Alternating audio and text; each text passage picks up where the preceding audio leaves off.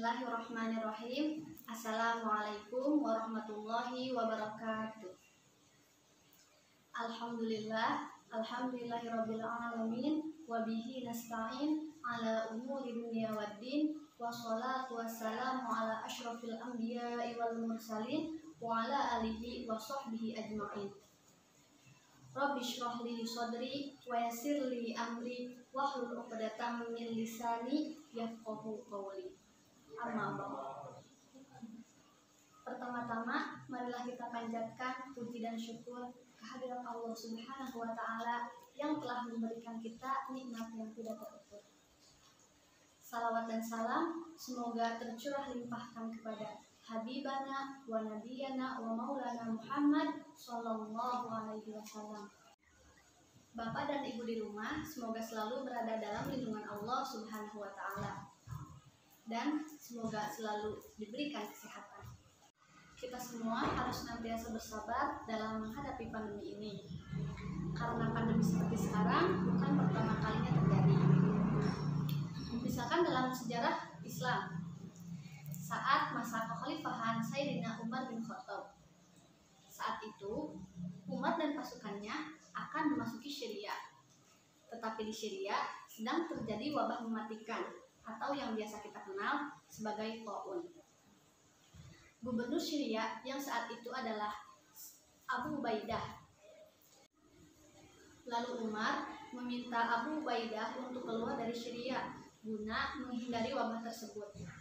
Tetapi Abu Ubaidah menolaknya dan bertanya kepada Umar, "Apakah engkau akan lari dari takdir Allah?" Maka Sayyidina Umar bin Khattab menjawab dengan analogi padang rumput. "Jika kau mempunyai unta dan ada padang rumput yang hijau dan kering, maka akan kau kerahkan kemana unta tersebut?" Begitulah analogi kita memilih takdir Allah. Sahabat lain berpendapat, yaitu Syurahbil bin Hasanah. Beliau berpendapat bahwa wabah adalah rahmat yang menyebabkan orang-orang soleh meninggal seperti cerita-cerita dulu. Artinya, saat wabah terjadi, maka kita harus menghadapinya dan harus berkumpul, jangan bercerai-berai, karena itu adalah rahmat. Kembali ke cerita Umar. Saat Umar bin Khattab tahu ada wabah Syria, maka beliau berdiskusi dengan sahabat-sahabat Nabi lainnya. Yang pertama, Umar bin Khattab memanggil sahabat muhajir awal. Respon mereka, ada yang berpendapat tetap masuk ke Syria dan tidak jadi masuk. Umar tidak mengambil pendapat ini.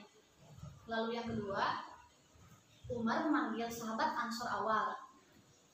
Respon mereka sama dengan orang-orang muhajir awal.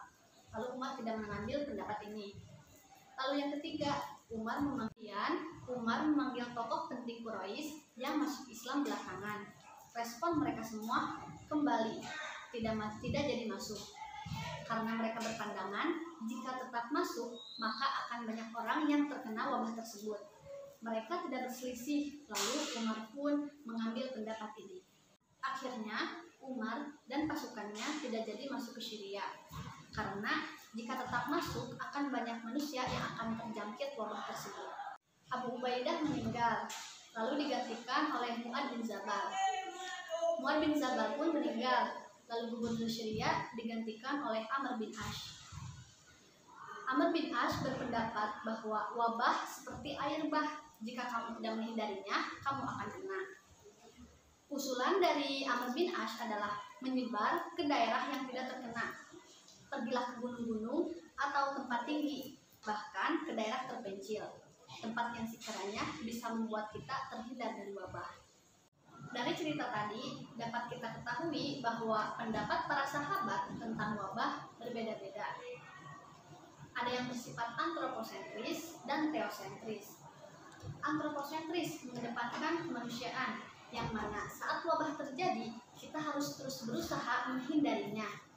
Teosentris mengedepankan ketuhanan, yang mana saat terjadi wabah kita pasrah mengikuti takdir Allah. Hal ini menggambarkan bahwa sifat keagamaan yang bersifat antroposentris maupun teosentris masih dalam kerangka Islam, bukan keluar dari ranah Islam. Semua gambaran tadi menjadi pijakan kita dalam menghadapi pandemi COVID-19, terlepas dari aturan pemerintah mengenai protokol pencegahan penyebaran COVID-19. Memang pada dasarnya kita tidak bisa menyamakan orang-orang sekarang dengan para sahabat Nabi. Minimal kita bersikap arif dan bijak dalam menghadapi orang-orang yang berbeda pandangan dalam menghadapi pandemi sekarang. Yang terpenting adalah kita saling mengingatkan satu sama lain. Masing dari kita pasti punya alasan dan menemukan kecocokan dengan salah satu sahabat Nabi dalam mengambil sikap keagamaan saat ini, baik itu yang bersifat antroposentris maupun teosentris. Entah itu Umar bin Khattab, Abu Ubaidah, Amr bin Ash, atau sahabat-sahabat Nabi yang lainnya yang masih dalam kerangka Islam. Bapak dan Ibu di rumah, mungkin itu yang dapat saya sampaikan. Mohon maaf bila banyak kesalahan. Wallahul muwaffiq ila aqwamit thoriq. Wassalamualaikum warahmatullahi wabarakatuh.